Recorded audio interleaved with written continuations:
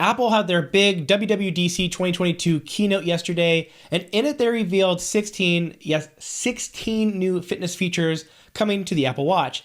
And this is by far the biggest upgrade to the Apple Watch in terms of fitness support ever, or at least what we've seen over the past few years. The new operating system that these upgrades are going to be on is called Watch OS 9, which is going to be released sometime later this year, and will include new running metrics, a custom workout builder, triathlete support, new sleep phase detection, and more. And these new updates are all coming to the Apple Watch Series 4 and above, so those with a Series 3, you're no longer going to be getting the upgraded support.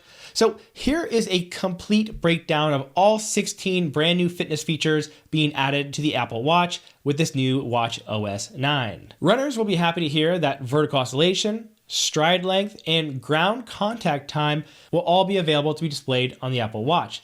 Vertical oscillation is the distance your torso moves vertically while running. Stride length is the distance traveled for each step, and ground contact time is the amount of time that your foot is in contact with the ground on each step. Now, being able to see your stride length is super common amongst most running wearables, but vertical oscillation and ground contact time are not so common, and I'm not even sure vertical oscillation is available on any other wrist wearable, as it seems that Apple is using some pretty advanced formula here to be able to grab those numbers, mixing in data from their gyroscope and their accelerometer. Now, in addition to the new running metrics, heart rate zones are now coming to the Apple Watch. And this is finally great to see, as it was noticeably absent and obviously an incredibly useful and important tool for a lot of training programs. A new display option will show you which of the 5 heart rate zones that you are in, and these zones can be manually inputted by you or automatically calculated using your personalized health data. Next up, the Apple Watch will also now allow you to create and follow along to your own custom workouts.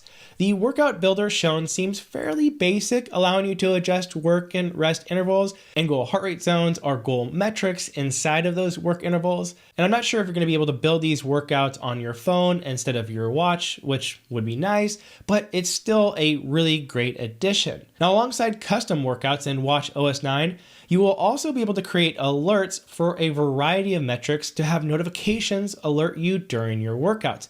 For example, you can set up a workout or an interval for a certain heart rate zone, and then you can be alerted when you enter or leave that specific heart rate zone. These alerts can evidently be set up with both voice and haptic feedback. Now, another one of the new workout screens and metrics that are going to be available is running power. Now, this is a metric that I find super useful since it gives you a lot more insight than just looking at your pace. Running power gives you a much better sense of how hard you are working because it can adjust for the terrain you are on and your body weight, something you just can't get when you look at your pace alone. So the Apple Watch looks like it's going to show your current running power, your average running power, and a graph of your overall power during your workout progression. Now, mentioned briefly in the keynote was a newly added route tracking feature. So if the Apple Watch detects a route that you run often, it'll save that route and compare your future runs to your last and your best time. And this is one of the most intriguing new features, but also the one with the least details. So it looks like we're going to have to wait a little bit longer to hear about how it's actually all going to work. And I'll definitely be posting more information about all of this when it comes out. So if you want to stay up to date on the latest in connected fitness information, make sure to subscribe to Connect the Watts. Now, the Apple Watch is adding a brand new multi-sport workout type to support triathletes. So if you have this workout type set, it'll automatically detect whether you are running, you are swimming, you are biking, or if you are transitioning between one of the three. So you don't have to be messing around with your watch as you're switching modalities. Now, this next one wasn't mentioned in the Apple keynote, but it was included in the press release and is what they are calling their pacer experience. This mode evidently lets you use your distance and the goal in which you want to complete that distance, and it'll calculate the pace required for you to achieve that goal and alert you during your workout whether you are ahead or falling behind that pace. Now, the next two upgrades are for swimmers. Kickboard detection has been added as a new stroke type for pull swim workouts. The Apple Watch will automatically be able to detect whether you are swimming with a kickboard and be able to classify the type of workout stroke, which you'll be able to see in your workout summary alongside the distance that you swim.